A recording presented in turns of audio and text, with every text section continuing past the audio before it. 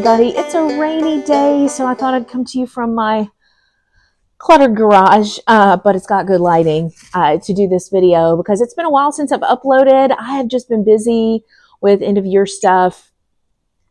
You know, kids in school, things are winding down, but activities, you know, are just going. Let me just tell you about what I've been doing in the garden. I want to do a garden tour because it looks really good right now. I'm starting to see a lot of things in blooms.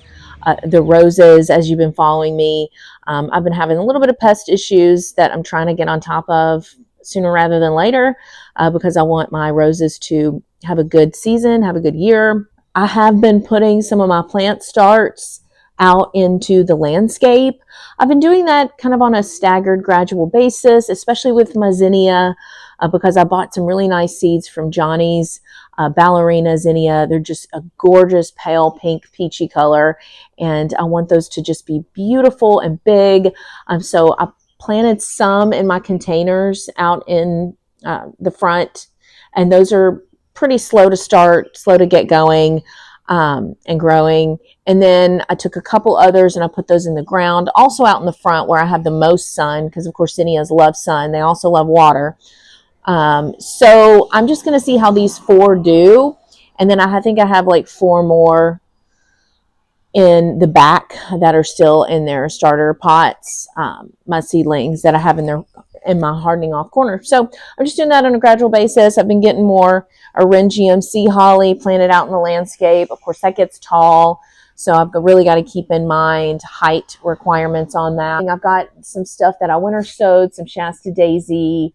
My lavender never popped up. I have literally 1 lavender seedling right now that I'm nursing, and I'm hoping that it will survive and I'll have a nice, lovely, big lavender plant. But it's been very slow to grow. Also because, you know, I think we're not in the full heat of summer yet, but I expect that to change as temperatures warm up, which they have been. I mean, we've had some almost 90-degree days here, which has spelled some trouble for my for my dappled willow out back. I had some browning and crisping of the new growth, the new salmon colored growth at the top of that shrub. And I went around and felt on the root ball and it was dry as a bone. So I'm going to keep hitting that with water every 3 days or so, maybe even more. Luckily, we've had some rain this week. But, you know, when you have a lot of rain and then you get really hot and you don't have rain for a sustained amount of time, it takes your brain a couple seconds to figure, oh, we haven't had rain in a while. I probably need to bust out the hose. So that's what happened to me with the dappled willow. I'm not going to throw the towel in on that. I just think it needs to be hit with some more water. I just cut off the ugly dead growth because there was quite a bit of it, of browning at the top. And as I mentioned, today is a rainy day. We've got a little bit of a break in the rain, still overcast. So I think that this is perfect weather to come out here with my shears and try to grab some cuttings. This is yarrow. I absolutely love it, and I want more of it in my garden. I only have 1 plant. So how I'm going to do this, I think it's going to be hard to avoid getting a stem that already has blooms on it because these are really, you know, flushed out at this point here in mid-May. So I'm going to just take one that does have some blooms on it. I'm going to make sure that I take the cutting right above a leaf node, or right under a leaf node, so that I can strip these leaves away. These bottom leaves, I'm going to strip them away like that. Put the rooting hormone here where you can see there's a node with no leaves, and that's presumably where the rooting action is going to happen, where after I put that hormone and put this in the soil, presumably it should you know, grow roots and become a nice additional plant that I can put out in the landscape. So I'm going to actually take this bloom off. I know it kills me to do that, but I'm going to take it off right under the bloom because I don't want it expending too much energy on the bloom. And cut this leaf in half.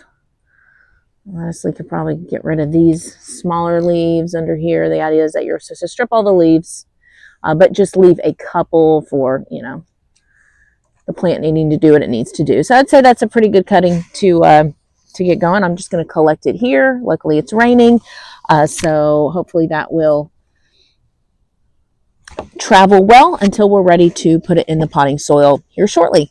I have a butterfly bush that I picked up from the store. I do want to propagate this because I'd like more, and it has not bloomed yet. So I'm going to take one of these shorter stems on the butterfly bush, and the same deal. I'm just going to grab right under a leaf node. I'm going to strip those leaves off and take the top off so it's not expending energy there. You truly can take most of these leaves off, and then you just kind of cut them in half because you don't want too much going to the top. And that looks pretty beautiful. This right here is bee balm. This is a plant start that I purchased from, I believe it was a plant sale last year, native plant sale.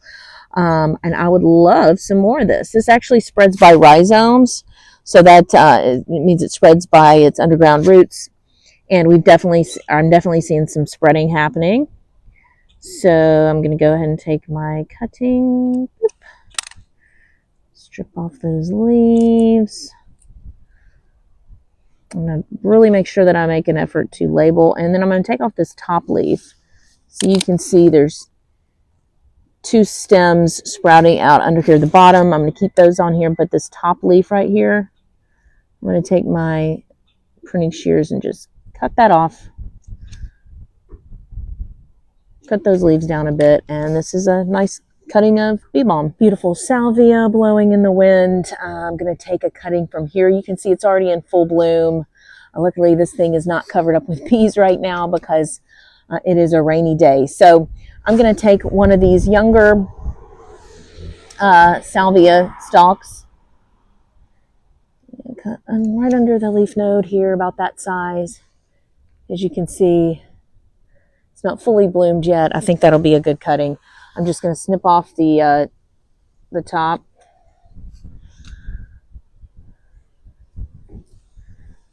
Take off the bottom leaves.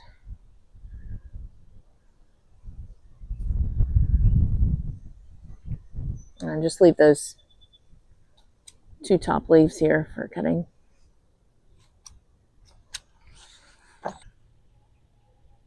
Salvia is just such a good plant to have in the landscape.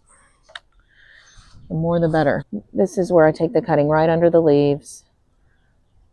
Just strip those off and cut off the top flower portion. Reduce the leaves a little bit. From any of your plants, you want to pinch them so that they have these 2, see how you can see there's 2 flowers as opposed to just 1, like on this. That's just a lot more flower power right there. The idea here, if you haven't picked up, is to propagate these so that you can add more plants without having to purchase them from the garden center, because, man, they're expensive. So I'm going to go in here and look for maybe one that hasn't bloomed yet. Here's one. So this is trial and error. Dianthus cutting right there. Not much, so it may not work, but we'll try it. So I'm just going to fill up this propagation bin with my little trays that already have potting soil mix in them. So as much as you can do ahead of time, the better, because it's going to make it easier and just more efficient. So I've got a couple of these small cell trays, and then of course I've got a little bit bigger.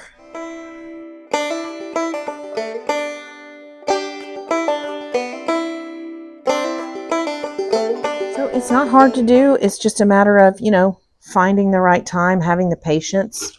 A little pokey thing, make some holes here in my cells. These are of course seed starting cells, but can also be used for propagation. And yes, I do reuse my potting mix. So I've made some holes there in here. And then I'm going to take rooting hormone, which I just buy at my local nursery. Where is it? This is the brand. And you don't have to use much of this. And I just put it in a little designated bowl. Get the tips wet and then just put your end in the hormone, tap it off like that, and then just stick it in. And look at that. I already pre-moistened my potting mix and everything. So, I mean, it's as easy as that. So once you've got your cuttings in place in their trays, just pop the lid on top of whatever Tupperware you're using or any other kind of container. Make sure it has a lid so that you do get some of that greenhouse effect, some of the condensation. You should be noticing that on the sides of the container. And you want to make sure that it's getting some sunlight, a sunny location, but not too much direct sunlight. So you want maybe under a shrub or a tree, some kind of slightly shaded area so that you're not exposing your cuttings to, severely harsh conditions. But they definitely need sun to grow. This is an example, this hydrangea, of something that I took from cuttings last summer, overwintered in my garage, and you can see all that new beautiful green growth. So I haven't found a place for that hydrangea yet. And this is another one of my hydrangeas, a different variety. You can see here, lovely pink blooms. Again, I just took that from cuttings and I haven't found a place for it, but probably get that planted out in the landscape soon. Here's another one that's a little bit younger. I thought this one was a goner, but nope, it's doing really well. And the key to putting it out in the landscape, there's no hard and fast rule on when to do that with these plant starts, is what you would call them. You got to really look long term. Similarly to when you start seeds in January, you're thinking out to the spring and the summer of planting those, little bit more mature plants out in the landscape. So definitely consider that. I would get on it now if you want to get things planted out, more mature plantings in the fall, because the fall is going to be a great time to do that. I have put some stuff, depending on what it is, what the plant is, in the heat of summer. Typically, I think you'll have more success with, your more aggressive spreaders. The Bachelor button, this thing seems to be pretty foolproof right here. I mean, it's beautiful. Check out that. It's about to bloom. It seems pretty resilient. That Nepeta catmint, that is a great plant to just start with if you haven't propagated things from cuttings. It's a great little plant. It just seems tough as nails to me. Salvia, that's another good one. Like I said, I've had luck with hydrangea. Just make sure you keep water on those. So I hope you've enjoyed my helpful little tutorial of how to propagate, how to take cuttings. There's different methods. Of course, you can just pop something in water and see if it grows roots that way. I know I've done that with basil. I've done that with some other things. So there's a couple of different propagation methods. There's also layering. I'm trying that right now with a viburnum out on my south garden bed. So I'll definitely follow up in a later video on various methods and what I've had luck with. But definitely try this. It's a lot of fun. You don't have to have the rooting hormone. That's just kind of an added bonus, a little bit more insurance to get some growth early on.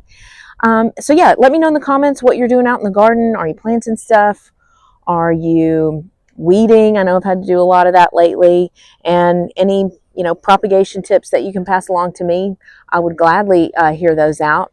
Until next time, I'm going to try to get a video uploaded here pretty quick. I know it's been quite a while since the last time I uploaded, but I hope you got something out of this today. See you guys later. Enjoy the rest of your week.